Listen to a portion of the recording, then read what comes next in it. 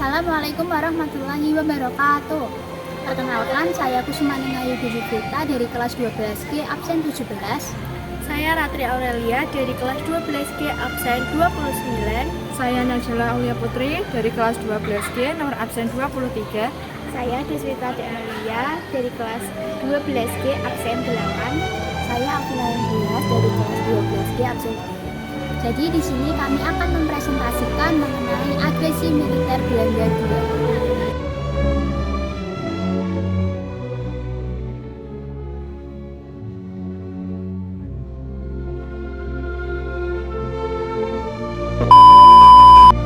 Saya akan menjelaskan latar belakang terjadinya agresi militer II. Agresi militer Belanda II merupakan serangan pada 19 sampai 20 Desember 1948. Berawal dari serangan di Yogyakarta yang pada saat itu merupakan ibu kota dan pusat pemerintah Indonesia. Agresi militer II ini terjadi dikarenakan Belanda tidak menerima isi dari perjanjian Renville dan Belanda merasa tidak terikat sehingga merasa bebas menentukan sikap. Berikut ini adalah tujuan Belanda melakukan agresi militer yang kedua. Yang pertama yaitu untuk melumpuhkan pusat pemerintahan dan menghapuskan Indonesia dari peta dunia, juga untuk menguasai Indonesia. Yang kedua adalah Belanda ingin merebut kekayaan alam yang ada di Indonesia untuk menumbuhkan perekonomian negaranya yang hancur setelah kalah dalam Perang Dunia II. Dalam agresi militer Belanda II, Indonesia memiliki beberapa tujuan, di antaranya yaitu menunjukkan kepada dunia internasional bahwa agresi militer Belanda II merupakan tindakan melanggar perjanjian damai, yaitu hasil dari perundingan Renville. Kedua, meyakinkan dunia bahwa Indonesia cinta damai terbukti dengan sikap menaati hasil perundingan Renville dan penghargaan serta KTN. Yang ketiga, membuktikan bahwa Republik Indonesia masih ada.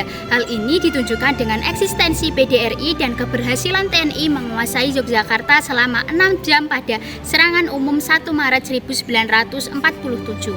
Yang keempat, upaya Indonesia menarik simpati Amerika Serikat hingga akhirnya mendesak kepada Belanda untuk menarik mundur pasukannya dari wilayah Indonesia. Berikutnya ada pengasingan IR Soekarno. Belanda mengasingkan IR Soekarno ke Pulau Bangka pada tanggal 15 sampai 31 Januari 1945 dengan tujuan dari Belanda untuk mencegah mereka berpengaruh kembali ke dalam politik nasional. Tetapi bertolak belakang dengan pemikiran Soekarno bahwa dirinya membiarkan ditangkap Belanda dengan harapan opini dunia tersinggung atas kemenangan Belanda akan menjadi kemenangan Indonesia. Ini adalah hasil dari agresi militer II Belanda. Digelar perundingan Royem-Royem pada 4 April sampai 7 Mei 1949 yang menghasilkan kesepakatan diadakannya KMB di Den Haag dan kembalinya pemerintah Republik ke Yogyakarta. Desakan internasional yang memaksa Belanda kembali ke meja perundingan, desakan internasional yang mengarah pada pengakuan kedaulatan RIS.